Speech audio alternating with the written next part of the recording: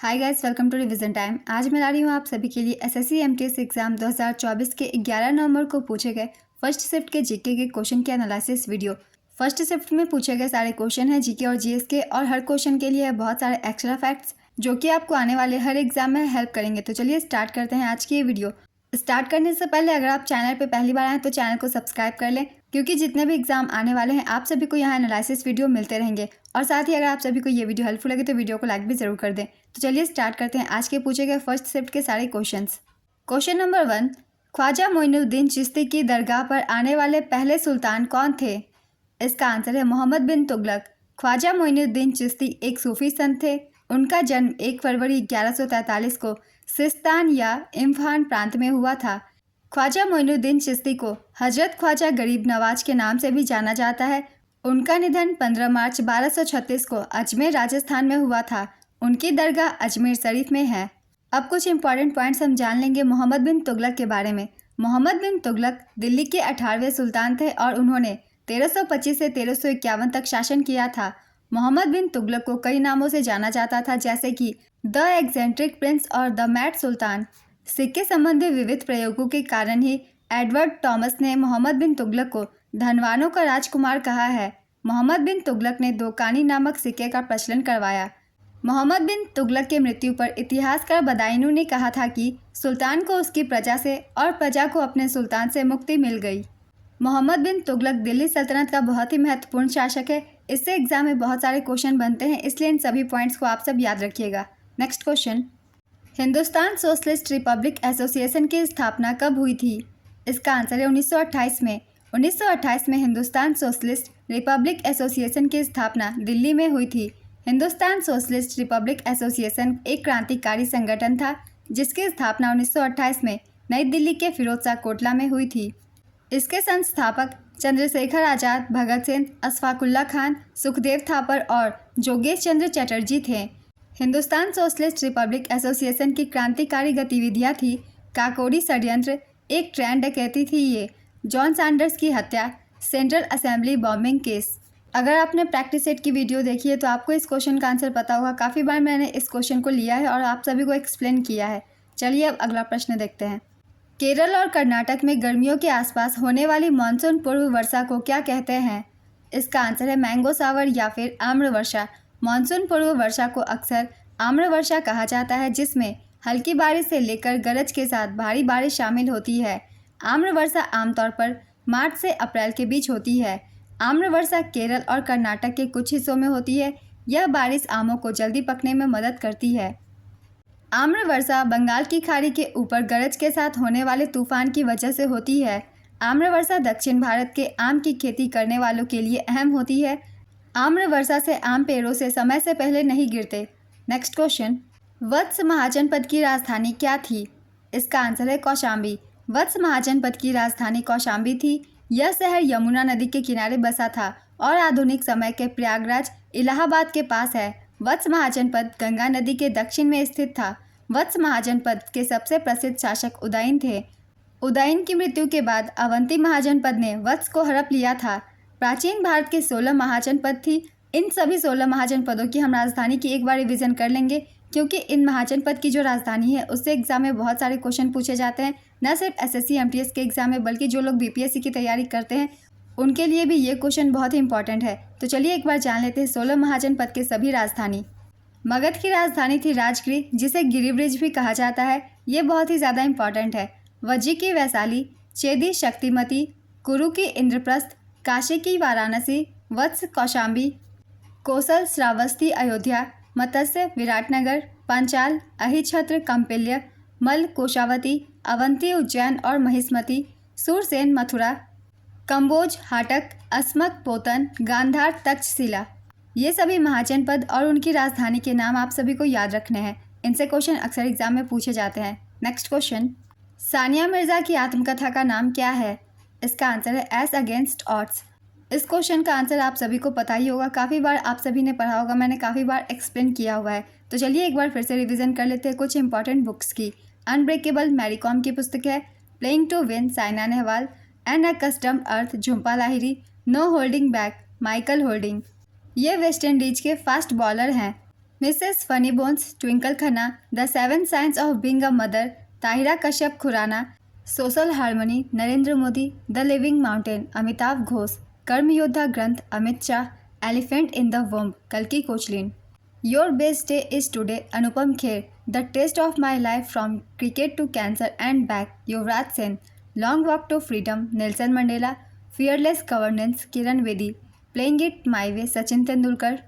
ये सभी पुस्तकें बहुत ही इंपॉर्टेंट है। इन पुस्तकों से ज़्यादातर एग्जाम में क्वेश्चन पूछे जाते हैं, इसलिए मैंने एक बार रिवीजन करवा दी है। नेक्स्ट क्वेश्चन, वैजयंतीमाला किस शास्त्रीय नृत्य से संबंधित है? इसका आंसर है भरतनाट्यम। वैजयंतीमाला को 2024 में पद्म विभूषण से सम्मानित किया गया है। भरतनाट्यम तमिलनाडु का एक शास्त्रीय नृत्य है। यह भारत की सबसे प्राचीन शैली है। इसका उल्लेख शिल्पाधिकारम और भरत मुनि के नाट्यशास्त्र में मिलता है।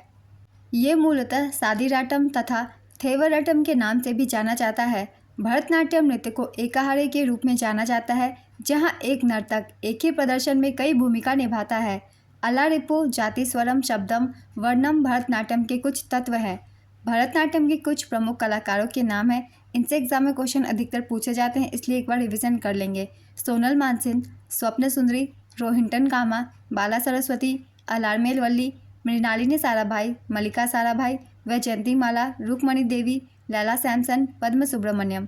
नेक्स्ट क्वेश्चन, केरल के सबरीमाला मंदिर में मकर संक्रांति के दौरान कौन सा त्यौहार मनाया जाता है? इसका आंसर है मकर विलक्कू। यह एक वार्षिक त्यौहार है। इस दौरान देवता अयप्पन के पवित्र आभूषणों का जुलूस निकाला जाता है। सबरीमाला मंदिर में भगवान अयप्पा की पूजा की जाती है। आंध्र प्रदेश में मकर संक्रांति को पोडा पाडुंगा के रूप में जाना जाता है। मकर संक्रांति एक ऐसा त्यौहार है जो कि हर राज्यों में अलग अलग नामों से मनाया जाता है। चलिए एक बार हम रिवीजन कर लेते हैं। तमिलनाडु में मकर संक्रांति को पोंगल के नाम से जाना जाता है। पंजाब और हरियाणा में मकर संक्रांति को माघी कहते हैं। गुजरात और राजस्थान में मकर संक्रांति को उत्तरायण कहते हैं। कर्नाटक में मकर संक्रांति को एलू बिरोधु के नाम से जाना जाता है। असम में मकर संक्रांति को माघ बिहू या भोगाली बिहू कहते हैं। त्रिपुरा में मकर संक्रांति को हेंगराई कहते हैं। मध्य भारत में मकर संक्रांति को सुकरात कहते हैं। उत्तर प्रदेश में और बिहार में मकर संक्रांति को खिचड़ी के नाम से जाना जाता है। नेक्स्ट क्वेश्चन, 2017 में कौन सी गायिका मैडम तुसाद में प्रदर्शित होने वाली पहली भारतीय गायिका बनी जब उनका मोम का पुतला संग्रहालय में प्रदर्शित किया गया था? इसका आंसर है श्रेया घोषाल और आशा भोसले। नेक्स्ट क्वेश्चन, भारतीय बॉक्सर नीतू घंघास ने वुमेन्स वर्ल्ड बॉक्सिंग चैंपियनशिप 2023 में किस कैटेगरी में भार वर्ग में स्वर्ण पदक जीता था? इसका आंसर है 48 केजी भार वर्ग में। 2023 IBA महिला विश्व मुक्केबाजी चैंपियनशिप का 13वां संस्करण था, जो 15 से 26 मार्च 2023 तक दिल्ली, भारत में आयोजित किया गया था। इस टूर्नामेंट में भारत ने 4 स्वर्ण पदक जीते थे। भारत के 4 स्वर्ण पदक विजेताओं के नाम हैं नीतू घंघास, स्वीटी बुरा, निखत जरीन और लवलीना बोर्गोहेन। नेक्स्ट क्वेश्चन, शरीर के किस अंग में विटामिन डी का संश्लेषण होता है? इसका आंसर है त्वचा। विटामिन डी का रासायनिक नाम कैल्सीफेरॉल है। विटामिन डी के 2 प्रमुख रूप हैं, विटामिन D2 एर्गो कैल्सीफेरॉल इसका रासायनिक नाम है, और दूसरा विटामिन D3 इसका नाम कोलेक कैल्सीफेरॉल है।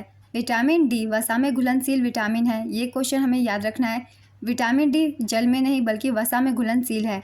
यह शरीर में कैल्शियम और फास्फोरस को अवशोषित करने में मदद करता है। यह मजबूत हड्डियों और दांतों के लिए ज़रूरी है। विटामिन डी की कमी से बच्चों में रिकेट्स और वयस्कों में ऑस्टिमलेशिया जैसी बीमारियां हो सकती हैं। नेक्स्ट क्वेश्चन, लोकपाल संस्था शुरू करने वाला पहला देश कौन सा था? इसका आंसर है स्वीडन। स्वीडन में सर्वप्रथम 1809 में संविधान के अंतर्गत ओम्बुड्समैन की स्थापना की गई। भारत में ओम्बुड्समैन को लोकपाल के नाम से जाना जाता है। भारत में लोकपाल बनाने की मांग सबसे पहले साल 1960 में KM मुंशी ने रखी थी। साल 1968 में एडवोकेट शांति भूषण ने पहला जन लोकपाल विधेयक पेश किया था। साल 1969 में चौथी लोकसभा में जन लोकपाल विधेयक को पारित किया गया था, लेकिन राज्यसभा ने पारित नहीं किया था। साल 2019 में सेवानिवृत्त सुप्रीम कोर्ट के जस्टिस पिनाकी चंद्र घोष को भारत का पहला लोकपाल नियुक्त किया गया था। भारत के वर्तमान लोकपाल अध्यक्ष न्यायमूर्ति अजय माणिकराव खानविलकर हैं। नेक्स्ट क्वेश्चन, भारत का पहला नियोजित औद्योगिक शहर कौन सा है? इसका आंसर है जमशेदपुर। जमशेदपुर को टाटा नगर के नाम से भी जाना जाता है। जमशेदपुर की स्थापना उद्योगपति जमशेदजी नसवानजी टाटा ने की थी। जमशेदपुर में भारत का पहला इस्पात संयंत्र बना था, इसकी स्थापना 1907 में हुई थी। नेक्स्ट क्वेश्चन, वर्ष 2023 में किस राज्य सरकार द्वारा बसों में महिलाओं और ट्रांसजेंडर लोगों को मुफ्त यात्रा की सुविधा के लिए शक्ति योजना शुरू की गई थी? इसका आंसर है कर्नाटक सरकार। लोकसभा सांसद चंद्रानी मुर्मू किस पार्टी से संबंधित है? इसका आंसर है बीजू जनता दल। चंद्रानी मुर्मू उड़ीसा के क्योंझर से लोकसभा सांसद है। वे 17वीं लोकसभा में सबसे कम उम्र की सांसद है। वे बीजू जनता दल की राजनेत्री है। नेक्स्ट क्वेश्चन, मोहनजोदड़ो में जल निकासी दरवाजे आमतौर पर किसकी बनी होती थी? इसका आंसर है पकी हुई ईंटों से। वाराणसी के संस्कृत महाविद्यालय की स्थापना किसके द्वारा की गई थी? इसका आंसर है जोनानाथन डंकन। ईस्ट इंडिया कंपनी के तत्कालीन रेजिडेंट श्री जोनानाथन डंकन के प्रस्ताव तथा गवर्नर जनरल लॉर्ड कॉर्नवालिस की स्वीकृति के तहत इस राजकीय संस्कृत महाविद्यालय की स्थापना 1791 में हुई थी। पंडित काशीनाथ इसके प्रथम शिक्षक एवं आचार्य थे। 16 दिसंबर 1974 से यूपी राज्य विश्वविद्यालय अधिनियम 1973 के तहत इसका नाम बदलकर संपूर्णानंद संस्कृत विश्वविद्यालय कर दिया गया। अगर आप सभी को ये वीडियो हेल्पफुल लग रही है तो वीडियो को लाइक ज़रूर कर दीजिएगा। आज की ये वीडियो कंप्लीट होती है फर्स्ट शिफ्ट के क्वेश्चंस जिनके भी एग्जाम होने वाले हैं वो सभी एनालिसिस वीडियो के थ्रू अपनी आगे की तैयारी कर सकते हैं। और साथ ही जितने भी एक्स्ट्रा फैक्ट्स हैं उन सभी को आप सब ध्यान से पढ़िएगा क्योंकि उनसे एग्जाम में क्वेश्चन पूछ लिए जाते हैं। तो चलिए फिर मिलते हैं अगली वीडियो के साथ। ये वीडियो अगर आप सभी को हेल्पफुल लगे तो वीडियो को लाइक ज़रूर कर दीजिएगा और साथ ही इस तरीके की वीडियो के लिए चैनल भी ज़रूर सब्सक्राइब कर लीजिए। फिर मिलते हैं अगली वीडियो के साथ। आप सभी को आने वाले एग्जाम के लिए ऑल द बेस्ट।